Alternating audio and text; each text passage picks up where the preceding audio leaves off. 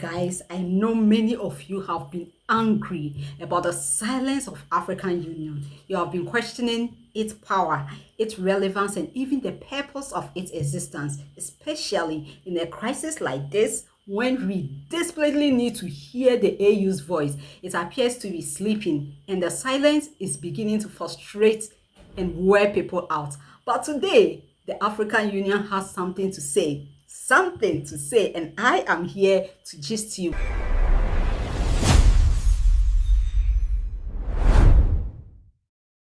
The vibrant city of Addis Ababa opens its arms to you. This year, leaders from across the continent unite under the powerful theme.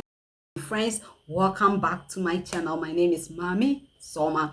Before I give you the final verdict, however, let us first understand what the AU is made of, how much power it actually has, and why it has remained so quiet until now. Was it secretly working behind the curtain? Were there private meetings and backdoor diplomatic conversations? Was it afraid of confronting a powerful country like South Africa? Or was it simply waiting for the right moment to act? Oh my goodness, you will find out in this video. So please stay with me until the very end of this video. Like this video so that YouTube can recommend it to other people who need to hear this conversation. And please subscribe. Our subscription is still low, so kindly do me that favor and subscribe now. And thank you for those who have already subscribed. I'm so grateful. Now let us begin with something very interesting. The African Union represents how many countries? 55 countries and more than 1 billion people. It has thousands of officials, diplomats, commissioners, committees, council, and a headquarters that's worth $200 million. We will come to that. It's a gist. Here is a question almost nobody can answer immediately. Name one major African crisis the AU completely solved on its own. Take your time. Exactly. And that is not because Africa has been peaceful. Since the African Union replaced the OAU in 2002, the continent has witnessed coups, civil wars, terrorism, election violence, refugee crisis, border disputes, and xenophobic attacks. So where has the organization created specifically to handle African problems been? Now, to answer that, we must first understand one thing that completely changes this conversation, right? The African Union is not a government. It may have a flag, an anthem, a parliament, a court, and something called an African standby force. But the AU is not a government above African countries. It is an organization controlled by those countries. Think of the African Union like a group of colleagues who have come together to look out for one another. They can advise each other, warn each other, condemn bad behavior, and even hold meetings over what one colleague is doing. But they are still just colleagues. They are not the head of the home. They cannot simply walk into another man's house and begin disciplining him over how he runs his family. At most, they can talk, condemn, persuade, and try to put pressure on him. That is the problem with the AU. It is a union of member states trying to look out for one another, but it is not a real government above them. So when one country becomes a problem, the AU can speak, but it cannot easily enter and take direct action. So the AU is not silent because it has no mouth. It is limited because it has no real parental authority over the member states, and that difference changes everything. A government can give an order. An organization must negotiate. A government can arrest people who breaks its law. The AU cannot arrest a president. A government has police officers and an army that answer directly to it. The AU has no permanent continental police force and no independent army waiting in Addis Ababa. The AU cannot simply wake up one morning and tell South Africa, Nigeria, Ghana, or any other country, do this immediately, and expect soldiers to appear if the country refuses. It must persuade, negotiate, condemn, advise, and wait for government to cooperate. So before we accuse the AU of sleeping, we have to ask a more uncomfortable question here. Did African leaders ever give it enough power to stay awake? To understand why they did not, let us go back to 1963, right? So in 1963, African countries were gaining independence, right? Colonial flags were coming down, African flags were rising, and leaders who had once been imprisoned by, like Nkrumah, by European governments were suddenly becoming presidents. Almost everyone agreed that Africa needed unity, but they disagreed completely on what that unity should look like. Now, Kwame Nkrumah of Ghana wanted something serious. He did not want an annual meeting where presidents would take photographs, make speeches, and return home. He wanted Africa to move towards a real political union with a common defense system, a united foreign policy, a continental citizenship, and African financial institutions.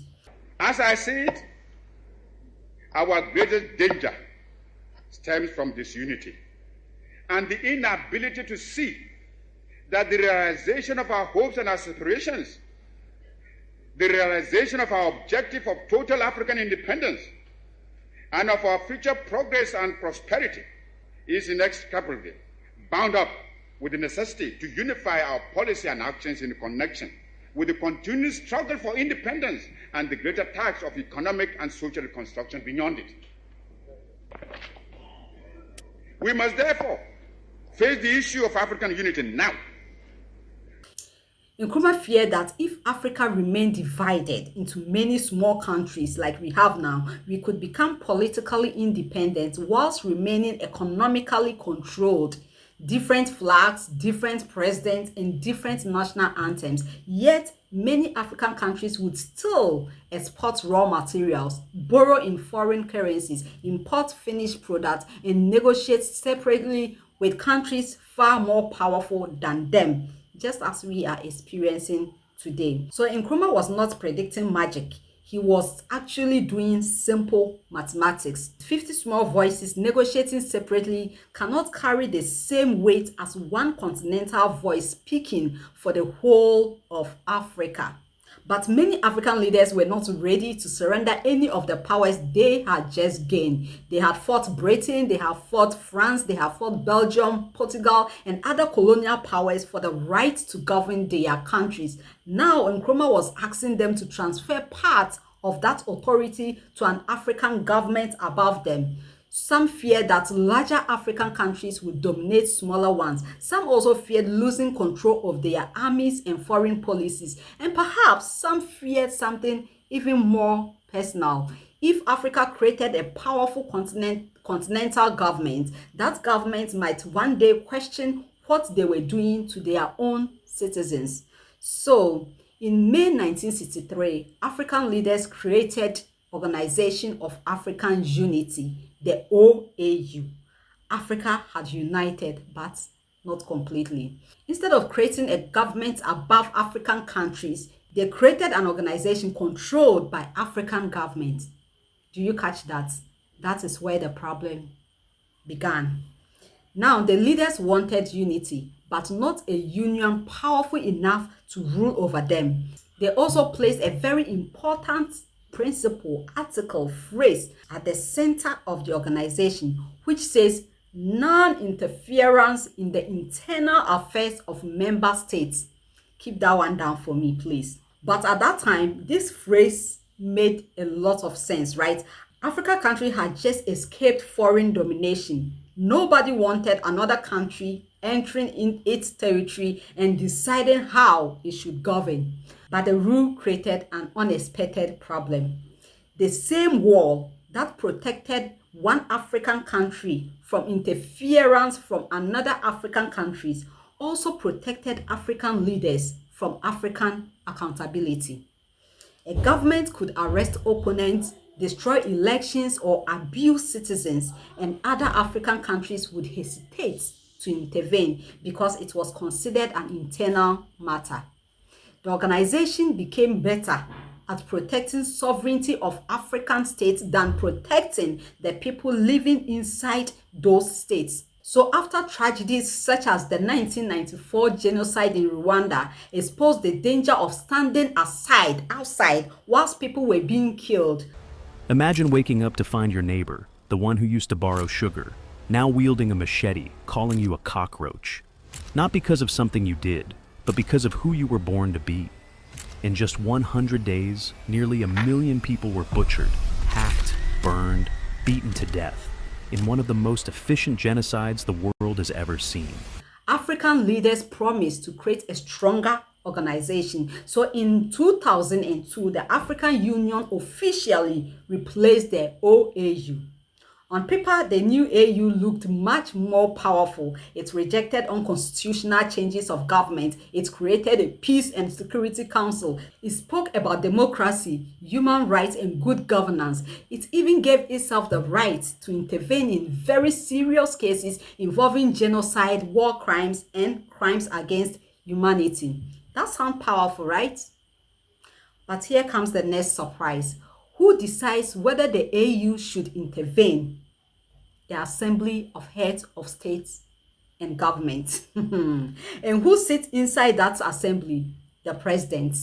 So the highest authority inside the organization that may need to discipline an African president is made up of other African presidents. The police and the suspect are sitting in the same room in this case. So imagine creating an organization to control the behavior of 55 powerful company executives. Then you make those same executives the final judges. One executive is in trouble. Who now decides his punishment? Is it his friends, his political allies, and other executives who may fear that the same punishment could be used against them tomorrow? Do you see the trap? Africa has something called the Pan-African Parliament.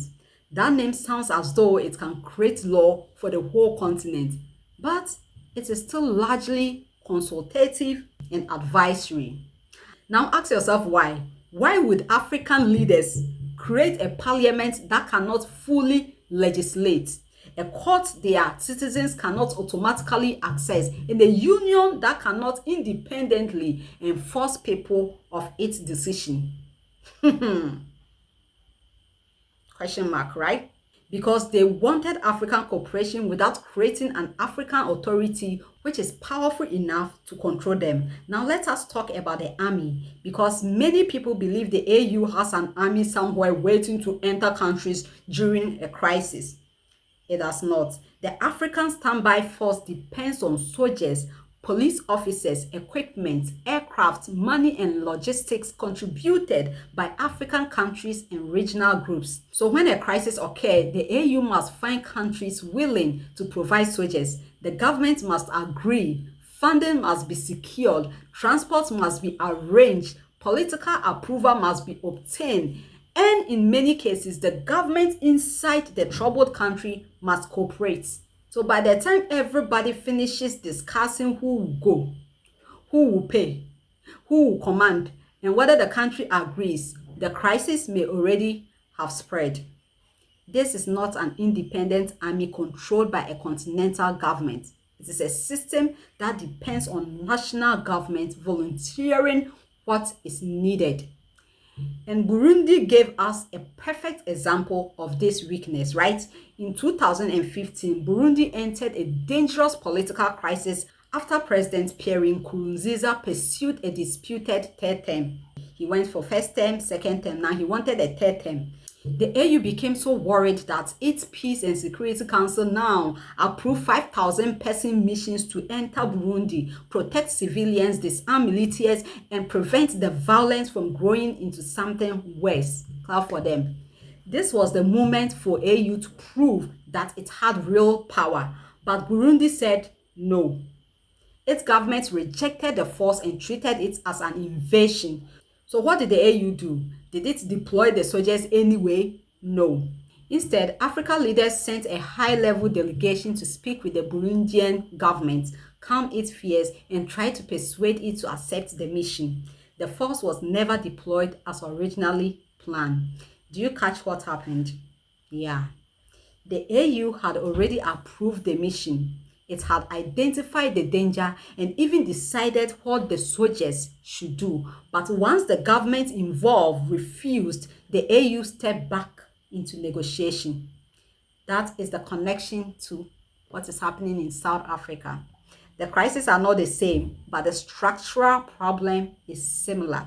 The AU may condemn, propose action, and apply diplomatic pressure, but when a member government refuses to cooperate, the organization struggles to move from word to enforcement. Burundi did not simply expose a weak decision, it exposed the limits of AU's power. Now let us return to South Africa, right?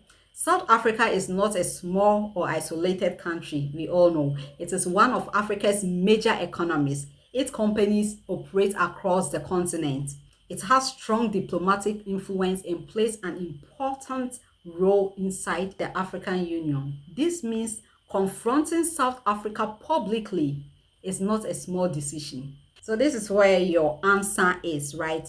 Technically, one part of the African Union has already spoken. The African Commission on Human and People Rights has condemned xenophobic attack and warned against vigilante conduct. Therefore, the AU has not been completely silent, right? The AU can tell South Africa to protect migrants. It cannot send its own police officers to arrest every person involved in vigilante violence.